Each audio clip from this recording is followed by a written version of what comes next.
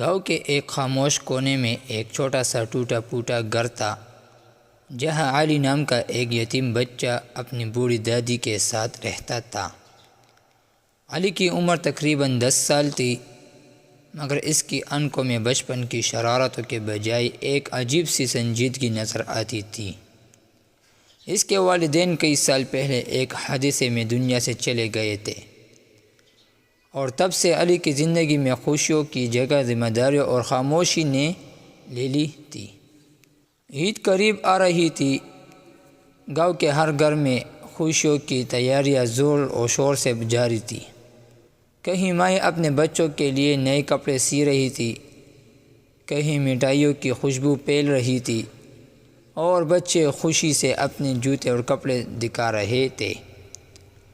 مگر علی کے گھر میں خاموشی تھی، نہ کوئی نیا کپڑا، نہ مٹھائی، نہ کوئی خاص تیاری۔ علی اکثر شام کے وقت بازار چلا جاتا تھا۔ وہ ایک دکان کے باہر کھڑا ہو کر دوسرے بچوں کو نئے کپڑے خریدتے دیکھتا۔ اس کی آنکھوں میں ایک خاموش خواہش ہوتی، مگر وہ کبھی کسی سے کچھ نہیں مانگتا تھا۔ ایک دن دکاندار نے اس سے پوچھا، بیٹا، تم بھی کچھ لینا چاہتے ہو؟ علی نے ہلکی سی مسکراہٹ کے ساتھ کہا، نہیں، میں بس دیکھ رہا ہوں۔ گھر واپس آ کر وہ دادی کے پاس بیٹھ جاتا۔ دادی اس کے سر پر ہاتھ پھیرتی اور کہتی، بیٹا، فکر نہ کرو، اللہ سب دیکھ رہا ہے۔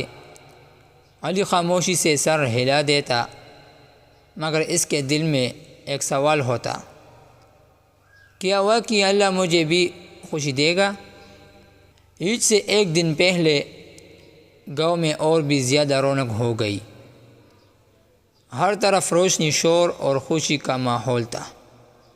علی اپنی چھت پر بیٹھا آسمان کو دیکھ رہا تھا۔ چاند نظر آ چکا تھا۔ اس نے آہستہ سے دعا کی، یا اللہ، سب کو خوش رکھ، اور اگر ہو سکے تو مجھے بھی تھوڑی سی خوشی دے دے۔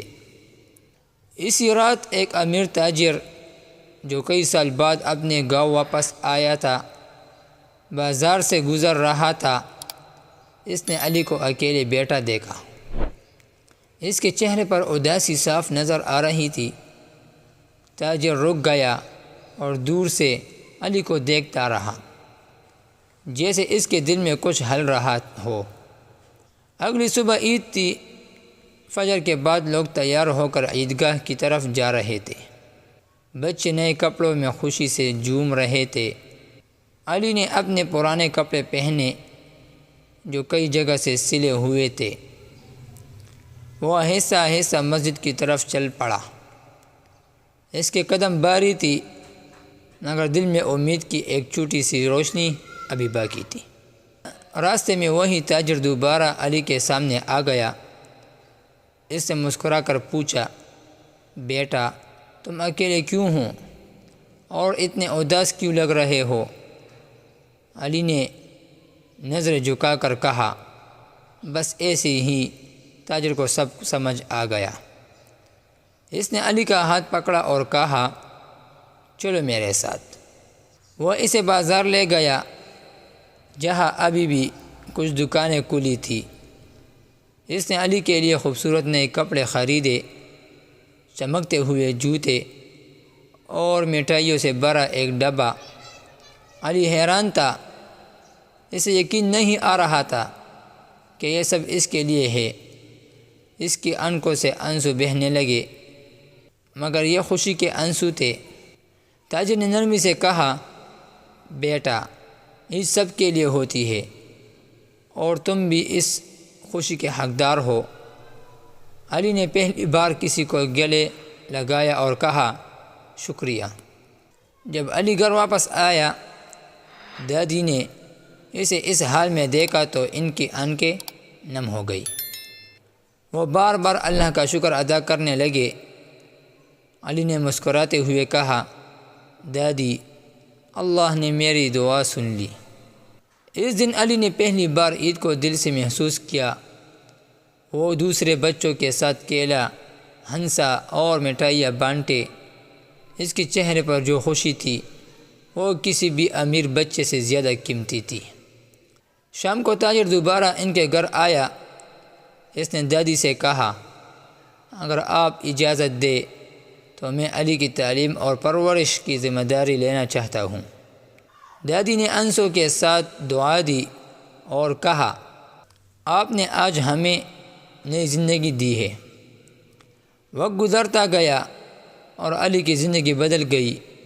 وہ اسکول جانے لگا، اچھی تعلیم حاصل کی اور ایک دن کامیاب انسان بن گیا، مگر اس نے کبھی اپنی پرانی زندگی اور وہ عید نہیں بھولی۔ کئی سال بعد جب علی خود ایک کامیاب آدمی بن چکا تھا، عید کے دن وہ بھی گاؤں کے غریب بچوں کو ڈھونڈتا، ان کے لیے کپڑے خریدتا اور ان کے چہروں پر مسکراہٹ لانے کی کوشش کرتا، کیونکہ وہ جانتا تھا کہ ایک چھوٹی سی خوشی کسی کی پوری دنیا بدل سکتی ہے۔ عید صرف اپنی خوشی کا نام نہیں بلکہ دوسروں کی خوشی میں شامل ہونے کا نام ہے۔